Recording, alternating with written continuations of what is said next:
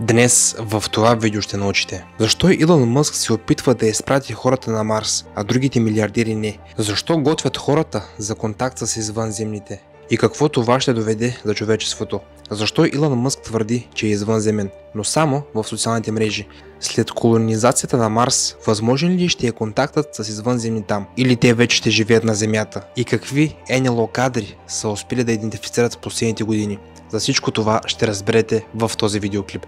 Желая ви приятно гледане, приятели! Докато Илон Мъск често говори за извънземните, НАСА отдавна се занимава с търсенето на извънземен живот в космоса, в опита си да потвърди дали наистина сме сами или имаме интелигентни съседи в космоса. Но наскоро агенцията е засилила усилията си да подготви хората за контакт с извънземните. Това изпраща ли някакво съобщение за предстоящите събития? Подготовката на НАСА включва даже и свещеници. Присъединете се към мен днес в това видео, заедно да се потопим в това как НАСА и Илон Мъск най-накрая подготвят хората за контакт с извънземните.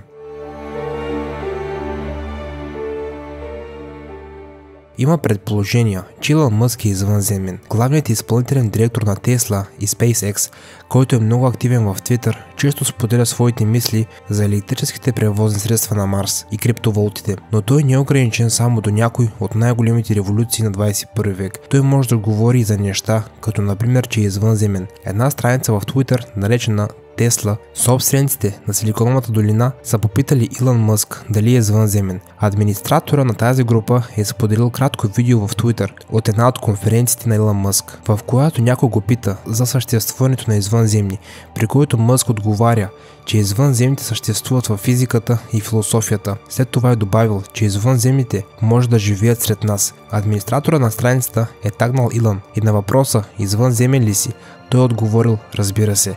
Обаче той не е уточнил дали от Марс или Уран. Мъск продължава да работи усърдно за своята програма за Марс, изграждайки космическият си кораб Starship, който ще транспортира доброволци, които са избрали Марс за своята следваща планета. Дали неговите колонизатори ще имат възможността да се срещнат с извънземните, когато каснат на червената планета, не се знае. НАСА се опитва да определи дали има извънземни и да осъществи контакт с тях. Напоследък очевидно се правят опити и се опитват да разберат кой е най-добрият вариант, за да подготвят хората за контакт с извънземни и да осъществи контакт с тях. Може би се задава нещо, но преди да разгледаме това, как НАСА ще потвърди съществуването на извънземни форми на живот, искам да си помислите за сондите, базирани на Марс, които са собственост на НАСА. Те от време на време улавят странни неща на повърхността с помощта на своята вградена камера. Също искам да уточня, че този процес е много научен и включва множество нива. Не забравяйте, че имаме работа с учени и разбирането и усвояването на материала от повечето хора би било сложно. Самият процес се състои от 7 различни нива на доказателство, които трябва да удовлетвори всяко едно от тях. НАСА иска научната общност да установи нова рамка, която да предоставя контекст за откритията, свързани с търсенето на живот, скала за оценка и комбиниране на различни линии за доказателства, които в крайна сметка ще доведат до отговор на крайният въпрос. Сами ли сме в Вселената? 7-те скали отразяват нивата и стъпките, които биха довели до това учените да заявят, че са открили живот отвъд Земята. Като аналогия, НАСА използва вътрешна система, за да оцени колко готов е космическият кораб и технологията. Този спектър от авангардни технологии се прилага и при вертолета, който вече е основен на Марс – Ingenuity. Идеите стриктно се развиват и тестват, също и много от компонентите. Историята доказва, че всяка стъпка е от съществено значение, поради естеството на търсене на живот извън Земята. Едно единствено наблюдение може да ни докаже категорично, че извънземните са в пространството. Много вълнуващ момент за НАСА е било, когато ровърът и орбиталният апарат са намерили, че някога е имало вода на Марс и все още има. Всяко ново откритие ни показва, че климатът на Марс в миналото е бил подобен на този на Земята и червената планета може някога да е поддържала живот, но това не означава непременно живот живя някога или че нещо живее там в момента. Всички открития на повърхността на скалистите планети, обикалящи около звездите отвъд нашето Слънце, особено тези, които могат да съдържат течна вода на повърхността си, са също така дразнещи, защото по никакъв начин не може да се установи дали е имало живот там. Така че как да разбираме тези наблюдения? Някои учени са докладвали намеци за подпис на живот, също и молекули, които могат да бъдат много значими за бъдещи анализи. Например, бъдещото изследване на молекули от Марс могат да докажат или подскажат за нивата, за които порано говорихме. Откритията могат да се повлияят от инструментите, също и от замърсената Земя. Те дори са показали подобни анализи и сигнали от аналогова среда.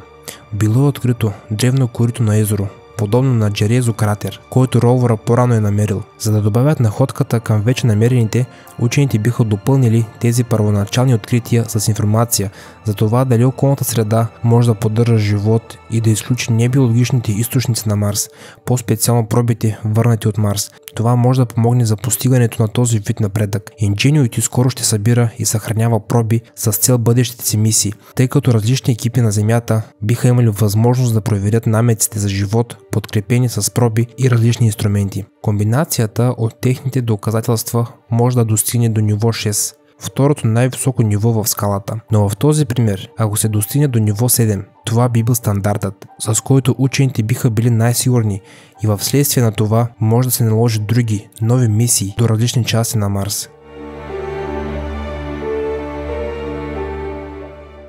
Напоследък извънземните се възродиха в основните медии с пускането на доклада на Пентагона за идентифицирано НЛО. Правителственият доклад, показващ идентифицираният въздушен обект, не е потвърден на 100%, но в същото време той не се и отрича. Но неубедителните резултати са оставили мнозина да се чудят дали дълго очакваното разкриване е на една ръка разстояние. Какво е накарало НАСА да ангажира група теолози, за да проучат социалните последици от намирането на живот извън Земята? Космическата агенция е предоставила 1,8 милиона долара финансиране на Центъра за богословски изследвания за изследване на социалното въздействие от намирането на живот извън Земята. Организацията го е нарекла финансиране за свикване на интердисциплинарно проучване, но не всичките 24 участници са духовници. Центърът е извлякал данни от хуманитарните и социални науки, за да проучи социалните последици от произхода, разпространението на еволюцията и бъдещия живот на Вселената. Финансирането ще продължи 2 години. Все още няма доклад в уебсайта на организацията,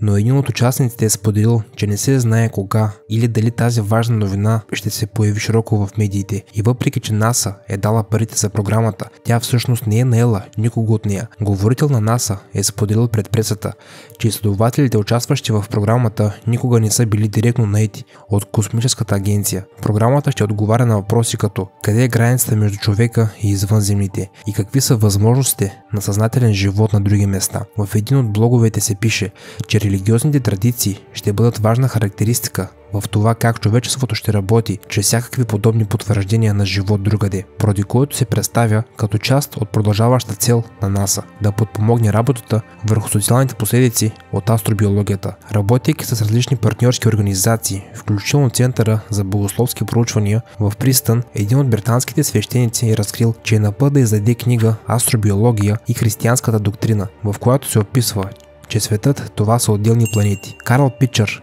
ръководител на Института по астробиология на НАСА, до 2016 година е споделил, че програмата разглежда последиците от предлагането на инструментите в науката от края на 20 и началото на 21 век, които са били разглеждани в религиозните традиции от стотици години. Питчър е добавил, че възможността за откриване на извънземен живот е много голяма, тъй като във Вселената има повече от 100 милиарда галактики. Някои хора смятат, че междувременният контакт с извънземни може да бъде изключително опасен и да изложи всички на опасност, пише физикът Марк Бюкапан в Washington Post, в който той също е споделил, че опитът за установяване на контакт с извънземните може да доведе до края на Земята. Според доклада с писание Times има няколко истории за отвличане от извънземни в интернет, повечето от които изглеждат инсценирани измами, но има някои завладяващи истории, които оставят без отговор. Изследователят Крис Джонс е предположил, че разказите за отвличане от извънземни, докладвани от хора по целия свят, може и да са верни. Има няколко кандидати в самата Слънчева система.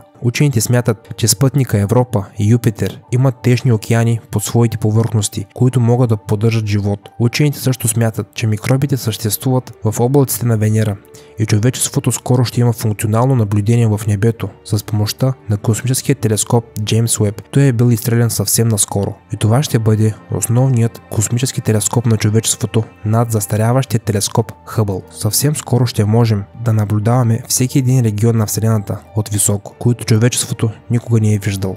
Вече сме към края на видеоклипа. Видеоклипа хареса ли ви? Предполагам, че знаете. Отговарям на всеки един коментар. Бих се радвал да видя и вашите коментари долу под този видеоклип. Ако видеоклипът ви е харесал, приятели, не забравяйте един лайк, един коментар и абониране с камбанка.